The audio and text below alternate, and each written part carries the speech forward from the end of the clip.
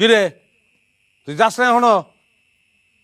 হ্যাঁ তুই না কইছ যে তুই যাবি গা, ডিভোর্স দিবি আমারে।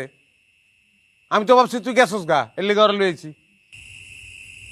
এ মাইয়াকে আমার বউ, হবু বউ। তুই গেলে ঘরে বিয়ে করবো, এক সেকেন্ডের লেগে আমি বাড়ি খালি রাখতে পারবো না। এর লেগে একজন থাকতে আর একজন লইছি। আমি সংসার অনেক ভালোবাসি। জায়গা তুই জলদি যা। আচ্ছা শুনো, এই হচ্ছে সেই জিনিস, ঝগড়ায় পিএইচডি, যে কারণে তার লগে আমি সংসার করতে পারতাছি না। তুমি 2টা দিন থাকলে বুঝতে পারবা। হ্যাঁ 2টা দিন তুমি তার খুব ভালো করে খেয়াল করবা। সে যা যা করে ওইটা আমার লগে তুমি করবা না। যদি করো তাহলে তোমারও ডিভোর্স দিতে হবে। সারা জীবন কি খালি আমি ডিভোর্স দিতে থাকবো? আমি বাড়িতে ওর বাইরে হইতে পারলাম না, তুমি আরেক মাইয়া লই আইছো। তো তুই কি মনে করছো তুই বাড়ি থেকে বাইরে আমি গলায় ধরে দিব? আমি ওই মালই না।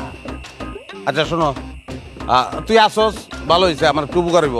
তুমি এই 2টা দিন তারা ভালো করে খেয়াল করবো, খেয়াল করতে পারবো। ভাই 2টা দিন পরে কিন্তু চলে যাচ্ছি।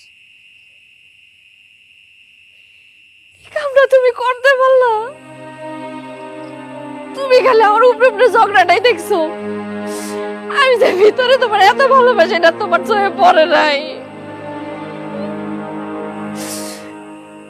আমি আর ঝগড়া করুম না, আমি আর ঝগড়া করুম না। তোমার যা মন চায় তুমি আমার লাগে কইরো, দরকার বলে তুমি আমাকে হাত তুইলে আমি কিছু কমু না।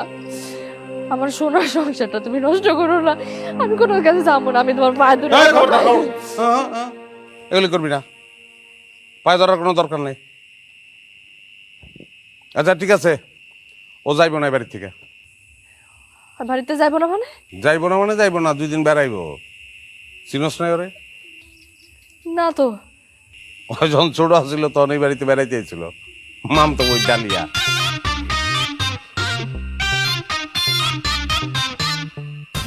এটা এটা তুমি আগে কইবা না, আমি তো ভয় পেয়ে গেছিলাম। এই ভয়টা তো তোমার চেহারা আমি জীবনে দেখিনি। কোনোদিন তো মুখ দা কও নাই যে তুমি আমার ভালোবাসো, কইতাও না এই ঘটনা না ঘটাইলে। যাও খাওন দাও, মেহমান আইছে, 3 জনে খাবো এক লগে। আও কেমন আছো? কত বড় হয়ে গেছে দেখ। আমগুলোকে বুঝতে হইলে আবার জন্ম নিতে হইব। পারলে তোরা আয় আমগো বাড়িতে, দেখি কত পারো। আমার স্বামীর সাথে কেউ উল্টাপাল্টা কিছু বললে আমার বউ তার মাথা ফাটায় দিবে, আবার আমার বউর সঙ্গে কেউ উল্টাপাল্টা কিছু করলে আমার স্বামী তার মাথা ফাটাই দিল। আগে আমরা দুজনের সঙ্গে ঝগড়া করে মাথা ফাটাইতাম, এখন থেকে আমরা 2জন মিলে পাড়া প্রতিবেশী সবার মাথা ফাটাবো। ধন্যবাদ।